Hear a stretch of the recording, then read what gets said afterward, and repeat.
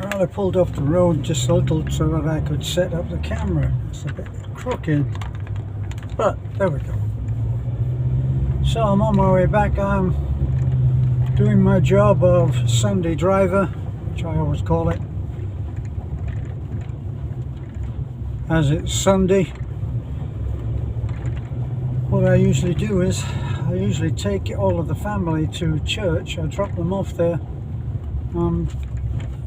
It took me a little while, but eventually 2 hours of listening to a sermon in Isayan got too much for me, so Sunday became my own alone time. Well, not exactly alone time, because usually after I dropped everybody off at their churches, there were two different churches involved, and Nanai and Lena and let me see, Ma and Lovely go to one church, which is Beth's brother's church, and Beth takes all of the girls that come, I don't know, maybe five or six girls, and they go to another church, the one that currently they're going to the one that's in the mountains at the back of over the quarry. So I usually, because it's such an impossibly muddy road, I usually take them up to just below the hill that the church is on, and there's a path up there that they can go that's not too bad. So I'm on my way back now. I'm going to pick up everybody and take them home.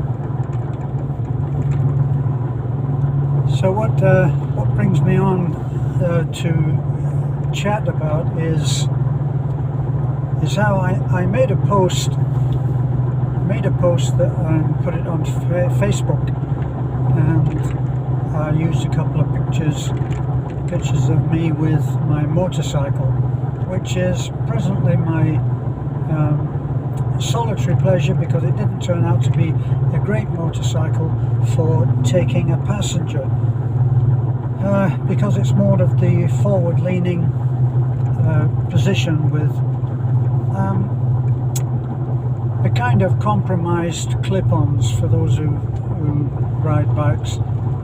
So when I posted it, it's always interesting to see the comments, because many times people post what they've been given as what I call a limiting belief. Limiting belief. Everybody should identify with the phrase limiting beliefs, because we all have them. There are no exceptions to this rule in my experience anyway. And a limiting belief is something that you've been landed with, usually when you're a kid. Phrases like "act your age." My own mum, God love her, she's gone now, and her favourite phrase was, when I was there, being what the Americans call economical with the truth. She used to look at me with that eye that mothers have that looks straight through you, and she would say, "Yes, I believe you. Thousands wouldn't." Now, for a long time I thought that was her phrase, but actually it originated in Shakespeare. So she was more educated than I thought. So someone saw me on the bike. Now, I started riding again when I was 83. So just after my 83rd birthday, I really began to look. Beth and I were out one day, and we stopped at this little cafe, and outside the cafe was a bike, which I absolutely loved, that bike. And so I started thinking about it. 2 or 3 years back, I looked when we were in the mall in the ICM in Tagbilaran. There was let me say a Honda there was a Honda there that was a really nice bike, CBR, for you bikers. It was a CBR and really, really nice. I think it was a 350. They pull the size of the engine down here because I don't think that they sell as well as the more modest cubic capacity. So I looked at that bike and something, I thought that I'd kicked the habit, but something started in me again and I wanted to ride. So I thought about that, but at the time we had other commitments, so the CBR never happened.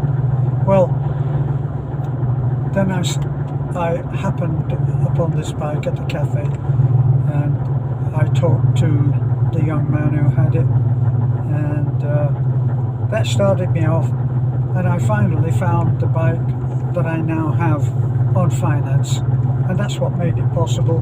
I thought, well, for what it would cost on a payment, I could pay that out of my modest pension, and the one from the US would allow me to do that and still have money left over, and we would save, because the difference between gas mileage in the Raptor and on the bike for the times when I could use it, what does the Raptor do? Maybe 10 or maybe 15 miles to the gallon, but the Yamaha does 3 or 4 times that. So it was enough to make a logic that would allow me to justify getting a bike for pleasure. So I did. Well, when I posted that of the bike, I said, you know, one of the things that I've learned in my young life, one of the things I've learned is that so often we spend so much time thinking about what other people may think of us, and it comes as quite a startling discovery when you realize that actually nobody gives a crap about what you're doing, really, and if they do, then they're usually sociopaths who are intent on putting down the life and pleasure and happiness of anybody that they can get their claws into. So as soon as you realize that, you can, to an extent, cancel out all of these heavily ingrained limiting beliefs, things that tell you to act your age, things that tell you that you're mainly that you're too old to do this and too old to do that. So it becomes a big thing. Now, whoops, trying not to run over a chicken here. Now, I spent some time tracking down limiting beliefs. Now, it's funny. They always try to describe some nutcase who has done some terrible deed, usually murdered somebody, and he always says, well, it's not my fault. I had these voices in my head that told me to do this and that. Yeah, well, we all have voices in our heads, and usually they're voices of the past about people who perhaps at a most vulnerable place in your life told you something that you could not do.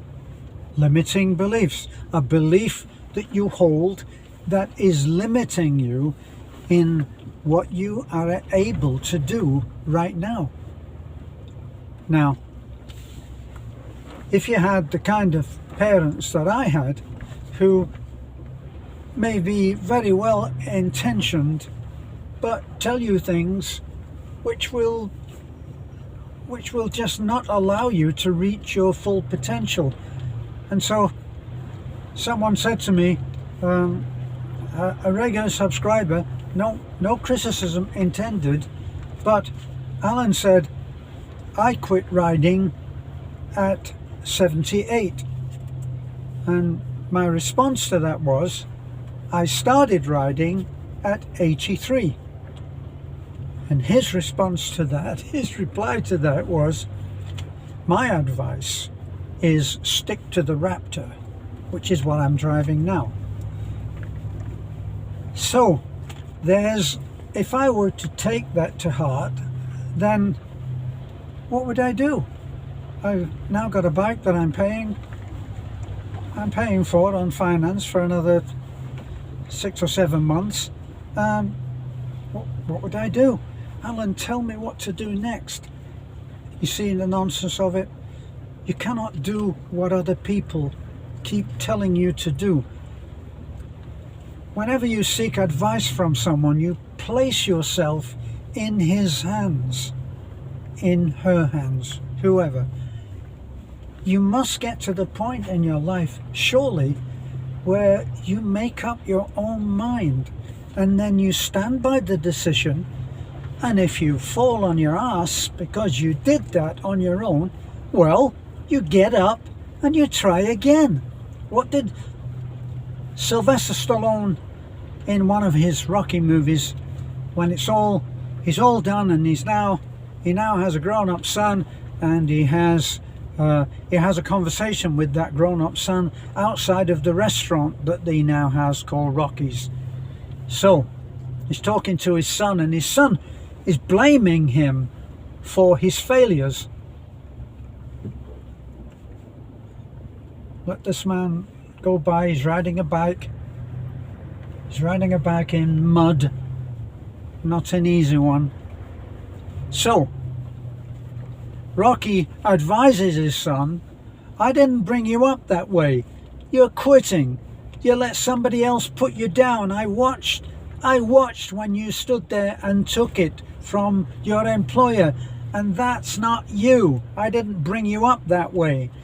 Life is not a pleasure cruise. I'm paraphrasing now, okay? It's not a great place. The earth is life is hard and cruel, and it can be really nasty, and it will punch you until you get down on your knees, and it will try to keep you there. But it's not about how many times you get knocked down.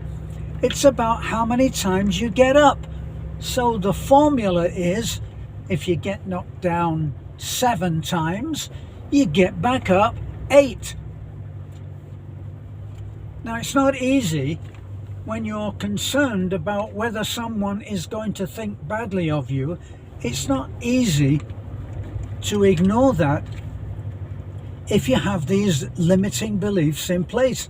And these limiting beliefs, almost everyone now, because they are computer savvy to a much greater degree than I am, they all have these little programs in there. They have, isn't it called a firewall? You can only go so far, and then these people who are trying to get into your channel or your computer, they come up against it and they can't get in any further. And sometimes the way that we think is full of these barriers, and the barriers have been set by somebody else. They're not yours. I remember I went through a very, very difficult time. My first marriage had broken up. I was losing a lot, and it was a very, very tough time. And I was told by one person, people are looking at you and they can't believe how badly you are doing. You know, you are just making a mess of everything. And I was at a very vulnerable time in my life, and I took this to heart. I thought, my God, everybody's looking at me as if I'm a loser, because my life, you know, did seem like it had gone into the toilet. So that impacted me, and it stayed there for a long, long time. And then I happened a chance meeting upon someone who I hadn't actually spoken to for a long, long time. And in talking, this is an older lady that had been watching what went on when I went through my difficult time, and she said, "I'm glad to see you. I've wanted to tell you for a long, long time that the way that you managed to get through all of that and still keep your head up and still function, to me, I always admired you because of that." I'd gone along thinking that everybody thought that I was just a bunch of crap, a terrible loser, and it wasn't true. Everybody didn't think that. Everybody didn't think that I'd done incredibly well, but everybody didn't think that I was in the toilet. Another situation when I was a very young man in the army, and I used to play at a club in Reading in Berkshire in England, and I played at this club, and it was a jazz club called, I think, the Latin Quarter, taken from a famous name in London. But anyway, I played there with some friends and we had fun, and mainly I was on stage. I was actually very reserved and shy, but anyway, some of the most reserved and shy people are often on stage and appear to be other than they really are. They don't come across as shy, they come across as if they don't care what anybody thinks. Now, there used to be this particular girl who was an absolute beauty in my eyes. She was an absolute beauty, and I would not have I didn't have the courage to be able to go over and talk to her, because being very reserved and shy, I thought, well, why would she be interested in me? You can think that way. Once again, years later, when I was out of the army and I was walking in the King's Road, and who should I meet but this girl? And of course we had known each other from afar, and so she knew who I was. Of course I recognized her. And when we were chatting, she said, I would have liked to have talked to you then, but you were so confident and I was too shy. You see, the way that things are sometimes is our thinking is enforced into a narrow channel so that we don't try to cross those lines, as if we're walking in between the railway lines and we can't cross the line because, well, we know better, because somebody told us, hey, you're not doing too well and people don't think too much of you. We have these things and they're limiting beliefs, and you need to actually get them out of there. You need your computer cleaned up. And so that's the way that I try to think now and try to share what that kind of experience is. And that was why I put up, and I said on that particular post in Facebook when I was on my bike, I said, here's a picture of me, I'm picking up my new bike. I gotta say, I was scared of getting on that bike. It's a bigger bike than I had ridden. The dirt bike that I had previous to that was tiny. It didn't have all of the fairing on. It wasn't the clip-on handlebars. It wasn't in a semi-racing position, and I really didn't. I'd never ridden this bike. I didn't test drive it because they don't seem to do that here. If it's the prize bike, which it was in that store that I bought that on, that was probably the most expensive or the best, one of the best bikes. It was the only one they had, and so I bought it without having been without having ridden it. So when I was going to pick it up, I was wondering, I don't know whether I'm going to be able to do this. Well, one of the good beliefs that I have is when you get scared of doing something, that's when you should step up and do it. Because if you don't do it, that thing that you run away from will run after you for the rest of your life. And that much I know. So, of course, I did it. But it's interesting that people will repeat some of the limiting beliefs that they have. Now, for anyone looking at me and saying that I shouldn't have done that, what are their beliefs about where they are in their lives?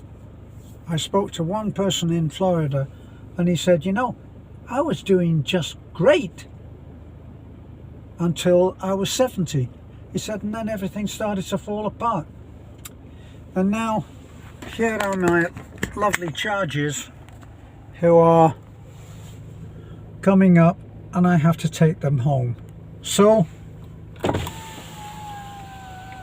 there's Beth, and these, I don't know these, who are you?